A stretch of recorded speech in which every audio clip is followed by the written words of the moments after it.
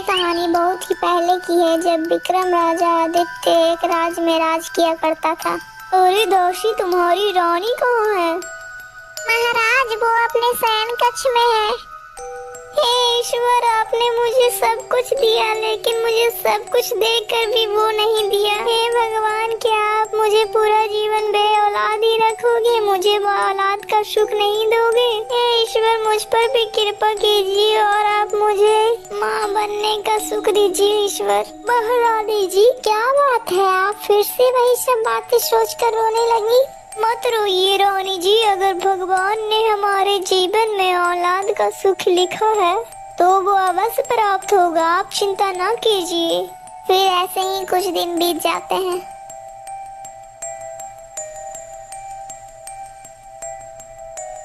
अच्छा महारानी जी, मैं चलता हूँ, मुझे अब शिकार पे जाना है। ठीक है महाराज, आप जल्द ही घर वापस आ जाना।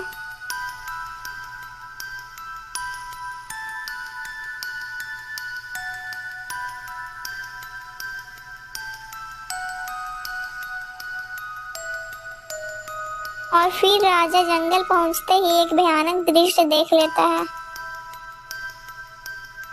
अरे, ये सर्प तो खरगोश को मार ही डालेगा।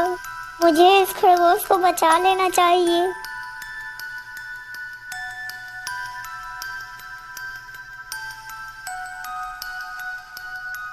तुम कौन हो बेटा? और तुम्हें इस साधु की जान बचाने के लिए बहुत बहुत धन्यवाद। मैं इस राज्य का राजा हूँ, राजा विक्रमादित्य। हे साधु जी, आपने मेरा परिचय तो पूछ लिया, लेकिन आपने अपना परिचय नहीं बताया। आप कौन हो और इस प्रकार आप एक खरगोश के भेष में क्या कर रहे थे? बेटा, मैं महामुनि शिवालिक हूँ। मुझे मेरे गुरुदेव ने यह श्राप दिया था कि मुझे जीवों को तंग करने में बेहद ही आराम मिलता था। चलो, आज मैं इस खरगोश को उल्टा लटका देता हूँ, बहुत ही आनंद आएगा।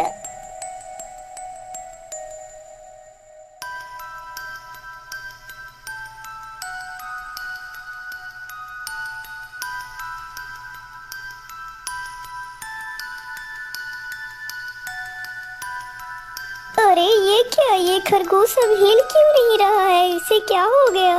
कहीं इसकी मृत्यु तो नहीं हो गई? हे भगवान, ये क्या पाप हो गया मुझसे?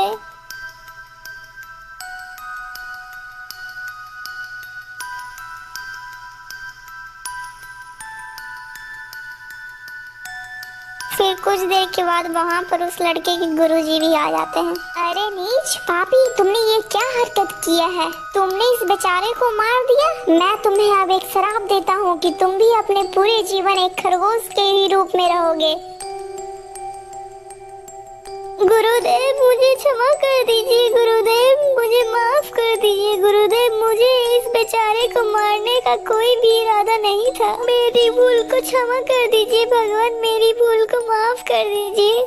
ठीक है शिवालिक, लेकिन मेरा श्राप असत्य नहीं हो सकता। अगर तुम्हें तुम्हारे किए पर पछतावा है तो मेरा श्राप तुम्हें एक ही आदमी से मुक्त करा सकता है, और वो राजा विक्रमादित्य है। वो भगवान विष्णु के बहुत ही प्रिय भक्त हैं। तब से लेकर आज तक मैं खरगोश जोड़ी में ही था, लेकिन तुमने मेरा उद्धार किया है राजन। मैं तुमसे बहुत ही ज्यादा प्रसन्न हूँ। अगर आप चाहो तो आप मुझसे कोई भी एक वरदान मांग सकते हो, क्योंकि मैंने अपने जीवन में जितने भी पुण्य काम किए हैं उससे मैं तुम्हें एक वरदान दे सकता हूँ। मांगो राजन, क्या इच्छा है तुम्हारी? हे ऋषि मुनि, मेरे पास तो सब कुछ है, सिर्फ मुझे एक ही चीज की कमी है। बताओ राजन, तुम्हें किस चीज की कमी है? मैं उसे जरूर पूरा करूंगा।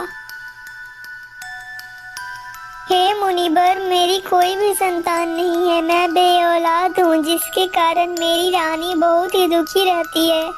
वो हमेशा ही भगवान के सामने अपनी झोली फैलाई रहती है और वो हमेशा एक संतान प्राप्ति की ही प्रार्थना करती है। हे मुनिवर, अगर आपको कुछ देना ही है तो मुझे संतान प्राप्ति का सुख दीजिए और हमें कुछ नहीं चाहिए। ठीक है राजन, तुम्हारी इच्छा अवश्य पूरी हो जाएगी। ये फल लो और ये फल अपनी पत्नी को खिला देना। भगवान की कृपा से तुम्हारी इच्छा जरूर पूरी हो जाएगी।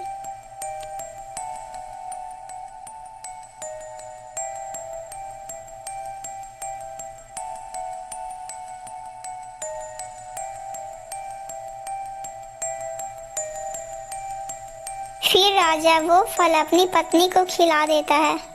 कुछ ही महीनों बाद राजा को एक सुंदर पुत्री की प्राप्ति होती है। मंत्री जी, आज मैं बहुत ही ज्यादा प्रसन्न हूँ। ईश्वर की कृपा से आज मेरी सारी इच्छा पूरी हो गई। मंत्री जी, आप जाइए और पूरा राज्य में हीरे और मोती की बरसात कर दीजिए। जो आज्ञा महाराज। सैनिकों, चलो मेरे साथ। और वो मंत्री गांव के सभी लोगों को हीरे और मोती दे देता है। इसी प्रकार कुछ दिन बीत जाते हैं। पिताजी, इतनी चमकदार वस्तु क्या है? ये इतना क्यों चमक रहा है? अरे बेटा, ये एक मणि है। इस मणि में इतनी सारी शक्तियाँ हैं कि तुम इसके सामने जो भी इच्छा प्रकट करोगे वो तुरंत पूरी हो जाएगी। तो पिताजी, क्या मैं इस मणि को लेकर आसमान में उड़ सकती हूँ? हाँ बेटी, तुम अवश्य उड़ सकती हो। अच्छा पिताजी, तो मैं एक बार उड़ कर देखती हूँ। हे जादुई मणि, मुझे आसमान में उड़कर ले चलो। अरे ये क्या, मैं तो सचमुच उड़ने लगी हूँ। बहुत ही आनंद आ रहा है।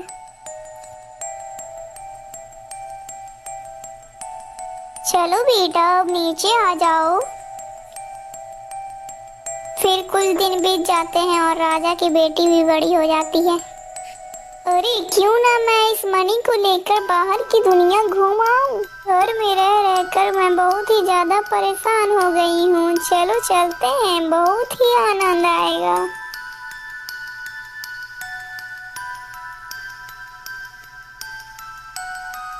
अरे कितनी सुंदर नदी है और इसका जल भी कितना सुंदर है। चलो थोड़ा सा मैं स्नान कर लेती हूँ।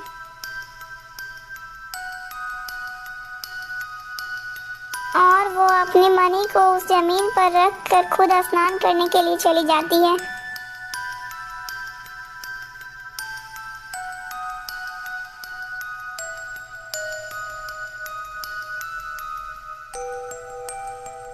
अरे ये प्रकाश कैसा? चलो मैं चलकर वहां देखता हूँ।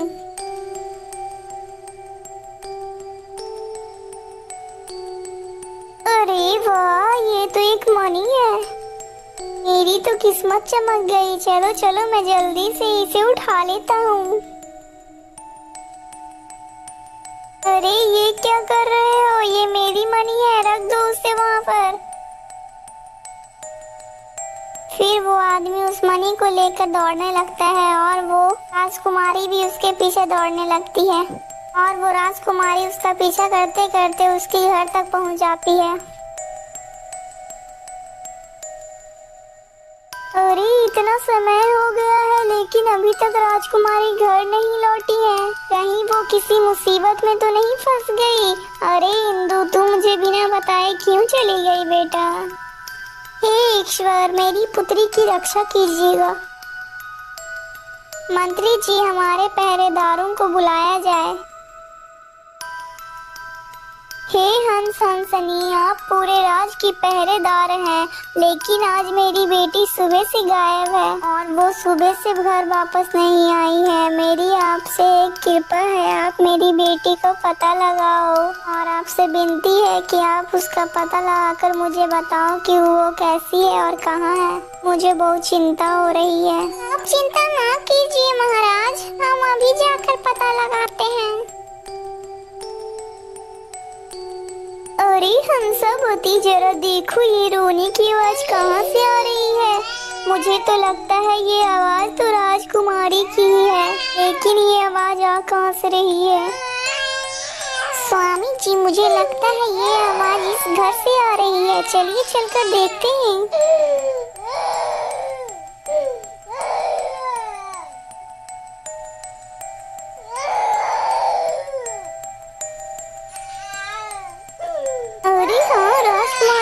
इसी घर में कैद है, लेकिन इनके पास कोई भी मणि नहीं है। स्वामी जी उधर देखिए, ये मणि तो उस बच्चे के पास है। स्वामी जी आप सोचिए कि उस बच्चे से यह मणि कैसे ली जाए। सुनो, मेरे पास एक योजना है। मैं इस बच्चे के पास जाता हूँ, जैसे ही यह बच्चा मुझे पकड़ने के लिए भागे, तुम वैसे ही यह मणि लेकर उड़ जाना, ठीक है? फिर मैं भी तुम्हारे पास आ जाऊंगा।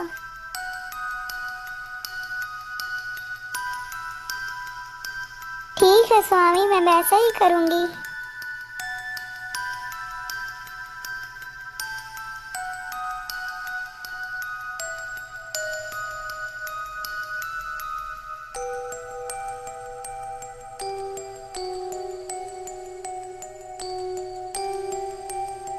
फिर वो दोनों अपनी योजना में सफल हो जाते हैं।